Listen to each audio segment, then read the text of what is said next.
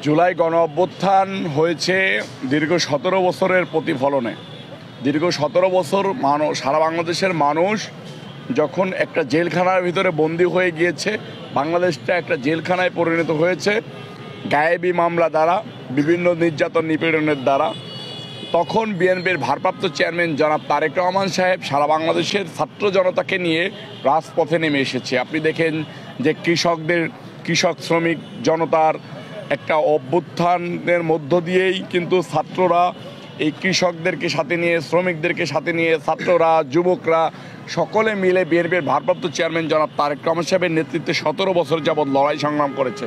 সেই 17 বছরের প্রতিফলন ঘটেছে জুলাই আগস্টের 5ই আগস্ট।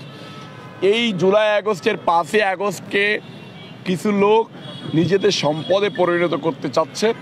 আমরা সেদিকে তাদেরকে তিরস্কৃত করতেও চাই না, আমরা তাদেরকে ঘৃণাও করতে চাই না। আমরা শুধু তাদেরকে পরামর্শ দিতে চাই যে তোমরা যেহেতু ছোট, তোমাদের মেন্টালিটিটাও ওই রকমের ছোট জায়গায় রয়েছে, এখানে তুমি বিএনপির ভারপ্রাপ্ত চেয়ারম্যান জনাব তারেক রহমান সাহেবের কাছ থেকে শিক্ষা নিয়ে সারা বাংলাদেশের ছাত্র জনতা, কৃষক, শ্রমিক সকলে মিলে যে অভ্যুত্থানটা করেছে, বিএনপির ভারপ্রাপ্ত চেয়ারম্যান জনাব তারেক রহমান সাহেব বলেছে 5ই আগস্ট হচ্ছে বাংলাদেশের প্রত্যেকটা নাগরিকের আন্দোলনের ফসল।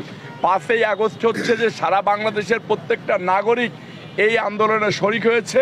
এই বাংলাদেশের যারা ভোটার, যারা নাগরিক, সকলের এই আন্দোলন কারো ব্যক্তিগত আন্দোলন না। আমরা তাই ছোট মানসিকতার পরিচয় না দিয়ে মানুষটাকে অনেক বড় করার জন্য এই ছোট ছোট দলের নেতাকর্মীদেরকে আহ্বান জানাচ্ছি।